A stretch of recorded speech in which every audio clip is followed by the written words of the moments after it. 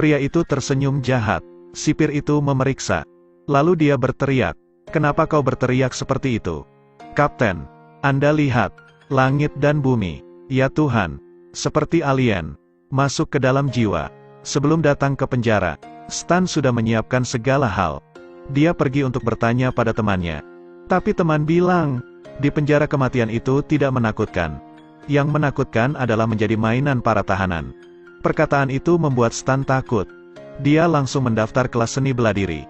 Tapi seminggu kemudian, dia masih belum bisa mengalahkan anak kecil. Bahkan ditendang keluar. Saat itulah dia bertemu dengan seseorang. Orang itu mengubah hidupnya. Melihatnya meninju tembok, Stan langsung terkejut. Stan memujanya sebagai guru. Sebelum masuk penjara, dia mendapat pembinaan dari guru. Pukul 5 pagi, darah menetes pada kepalanya. Ternyata guru menyiapkan sarapan untuknya. "Ayo pergi, aku pasti akan menggunakan ini." Stan dan gurunya berlatih dengan manekin. Dan istri menuruti permintaan guru. Ada beberapa keluhan saat ini. Melihat Stan tidak puas, guru pun dengan senang memberikan bumbu tambahan. Stan berbaring di balok es, meminyaki sekujur tubuhnya, dan guru menghajarnya tanpa ampun. Jeritan itu sama menyedihkannya dengan babi yang diludahi. Itu berlangsung semalaman, dan dia masih sempat menjepit dadanya. Digantung di halaman. Guru bilang jika terus berlatih, di saat genting akan menyelamatkan nyawanya. Saat makan siang, ada kalajengking hidup di piring.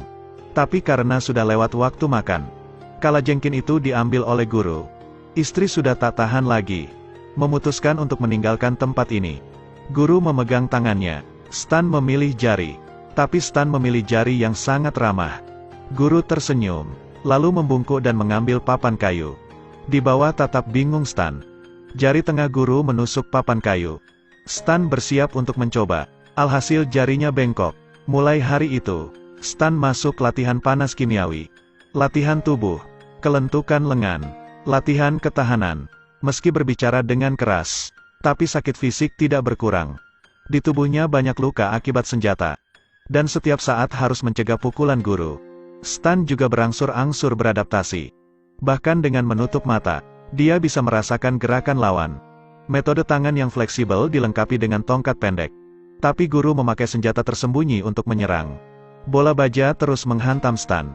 Hingga makan siang, dia tetap harus berjuang. Stan hanya bisa menahan air mata dan menelannya. 3 bulan latihan keras. Dia menyingkirkan bangkai jangkrik, naik ke puncak baru. Teman-temannya di penjara pasti menangis melihatnya. Bahkan berbaring di paku pun tak membuatnya sakit. Selama berlatih, dia terus meningkat. Tak hanya mengalahkan manekin, bahkan bisa menghentikan senjata tersembunyi. Memecahkan batu bata semudah memecahkan permen. Bahkan saat bertarung dengan guru, dia bisa mengalahkannya dengan mudah. Jarinya pun sudah bisa menembus papan kayu. Itu berarti dia berhasil. Setelah berlatih, hal pertama yang dia lakukan adalah pergi ke gym. Menemui orang yang menghinanya. Setelah melakukan semua pekerjaan, pengacara dan guru memasukkan Stan ke penjara. Sang istri menatap dari jauh, mengeluarkan air mata buaya. Hal pertama saat masuk penjara adalah memeriksa tubuh. Yang lain malu, hanya Stan yang tersenyum. Kenapa berteriak seperti itu? "Kapten, Anda lihat, ya ampun, seperti alien, masuk ke dalam jiwa." Demi menghindari masalah, Stan langsung datang menemui Rayman. "Maaf mengganggu, pergilah bajingan. Aku akan datang dan berurusan denganmu nanti." Perkataannya menjadi alasan bagi Stan untuk memanggil semua napi. Lalu mulai menghina. Saking marahnya, Rayman melepas bajunya. Tapi saat dia mengulurkan tangan untuk menangkapnya, dia mendapatkan serangan yang menyakitkan. Dia kesakitan seperti anak kecil. Stan melepas celananya. Setelah dihina seperti itu, Rayman benar-benar marah. Tapi dia diserang habis-habisan. Stan menangkap tangannya. Di depan semua orang, dia mematahkan 3 jarinya. Pria seberat 100 pound menangis seperti gadis lemah. Stan benci tangisannya. 1 tendangan menenangkannya. Pria kulit putih maju, tapi ditinju di kepala. "Orang sepertimu tidak layak menjadi bosku." Sekelompok orang jangkung melangkah maju. Orang yang tadi adalah kelompok mereka. Mereka pasti tidak akan melepasnya dengan mudah. Tapi sekelompok orang itu tidak cocok menjadi lawannya. Hanya 2,3 inning. Semuanya berhasil dikalahkan. Saat itu tongkat patah menjadi 2. Dan inilah kelebihannya. melihat bawahannya tergeletak di tanah. Bos kini menjadi pengecut seperti anak kecil. Tapi karena tidak tepat waktu, dia masih tidak bisa melarikan diri. Stan memberinya pukulan, membuat giginya berjatuhan seperti popcorn. Spencer, jika Anda ingin memukulku, dapatkan keberanian. Mengerti? Setelah pertempuran itu, Stan menjadi sangat terkenal. Untuk sementara tidak ada yang berani mengganggunya. Dia makan makanan penjara. Rasanya enak. Jelas latihan yang diberikan gurunya efektif. Pria itu datang untuk berterima kasih. Tapi Stan tidak peduli. Dalam hatinya dia dan pria itu tidak sama. Benar saja, sipir memanggilnya. Sebelum dia masuk penjara, dia seorang agen real estate. Sipir seperti sudah berada di genggamannya. Sipir menghidangkan obat untuk giginya. Rupanya dia ingin meminta bantuannya. Dia ingin menjual penjara, menjadikannya tempat tinggal kalangan atas. Saat Stan sedang mandi, para napi dengan tenang berjalan mendekat. Mau mencabut senjatanya. Jelas ingin balas dendam. Tapi Stan menyadari ada yang tidak beres. Jadi dia bisa menghentikan serangan itu. Tapi selama pertempuran, dia terkena tebasan. Itu akan meninggalkan bekas luka. Kamu adalah orang yang cabul. Stan mengambil tangan lawan, menjatuhkan senjatanya. Satu tangan membenturkan lawan ke dinding. Dia mengambil handuknya. Lawan pikir dia akan menyerang dengan tongkat. Tapi baru menggunakan satu tendangan. Pertempuran sudah berakhir. Itu milikmu. Itu memang menarik. Mulai hari itu dan seterusnya. Stan ada di kantor Tuan Sof. Dia melihat masalahnya dengan mudah. Tidak sulit sama sekali. Langsung setuju dengan investor. Melihat para tahanan di luar saling menyerang. Dua orang sangat senang. Stan terus berjuang. Tuan Sof bisa menjual penjara. Membangun resort untuk mendapatkan untung. Stan segera memanggil semua napi. Aku ingin membuat aturan baru. Jangan gunakan kekerasan. Jika ada yang melanggar, atau jika ada yang tidak setuju, bisa langsung menemuiku. Jangan ada penggunaan kekerasan sama sekali. Jika ada napi yang memperkosa putrinya, aku mengizinkan kalian untuk membalasnya. Pria tua menyalakan musik. Stan menari seperti pemain baru. Menari mengikuti musik. Adegan itu dilihat oleh Tuan Sof. Dia terlihat skeptis. Sejak saat itu, para napi menjadi penuh kasih sayang. Bahkan ada yang membentuk faksi. Dan langsung menarik semua orang untuk bergabung. Karena kedatangan Stan, penjara ini seperti rumah. Para napi tertawa setiap hari. Tidak ada permusuhan ataupun rasisme. Di depan Stan keduanya berjabat tangan untuk berdamai.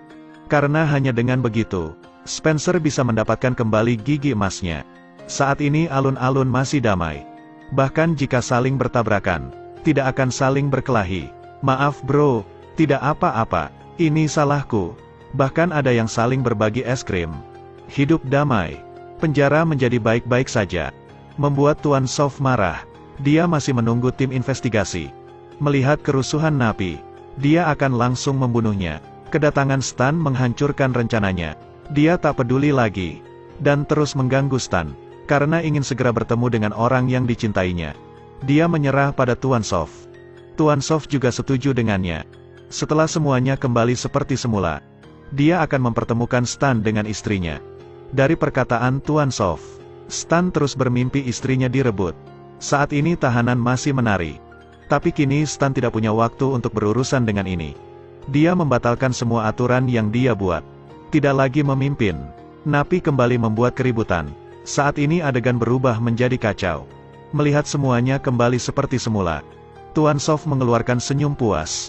Sejak hari itu, penjara kembali terlihat bermusuhan. Tidak bisa lagi saling cinta. Pria itu meminta tolong, tapi Stan menjadi gila. Sepertinya dia tak ingin berurusan dengan para napi lagi. Menggunakan waktu luang untuk diam. Kupikir kamu salah. Kita semua salah. Jangan datang ke tempat latihan besok. Apakah kamu mendengarnya? Mungkin ini hal terakhir yang bisa dilakukan Stan. Tuan Sof membawa tim inspeksi untuk berkunjung. Dia memperkenalkan Stan sebagai napi elit. Jangan menyebabkan masalah. Semuanya akan selesai dalam 5 menit. Ketiga napi itu saling berbicara. Tertawa dan berbicara. Sipir memberikan senjata pada tahanan. Jelas bersiap untuk membuat masalah. Stan dibawa untuk ujian. Jika lulus, dia bisa keluar dari penjara. Tapi memikirkan sahabat di sini, Stan langsung merubah kepribadiannya. Mulai membentak hakim. Dia memutuskan untuk tidak pergi. ingin tinggal di sini. Setelah melihat istrinya, dia langsung menyerang sipir. Berlari ke kantor, mau mengambil senjata. Baru masuk kantor, Stan langsung diserang. Ternyata suruhan Tuan Soft. Tapi dia juga saudara seperguruan Stan. Keduanya mulai saling bertarung. Tapi Stan masih belum belajar secara mendalam. Bukan lawan seniornya. Dia teringat jurus gurunya. Dia bangun dan pergi ke belakang senior. Menyodok pantatnya. Senior baru saja kehilangan keperawanannya. Ditambah serangan kuat. Dia benar-benar mengalahkan seniornya. Para napi memegang senjata. Bersiap untuk bertindak. Dua geng dengan semangat melangkah maju.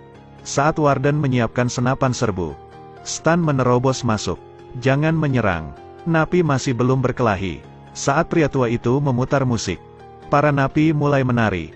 Melihat hal itu, Tuan Soft menjadi sangat marah. Dalam hal ini rencananya benar-benar hancur.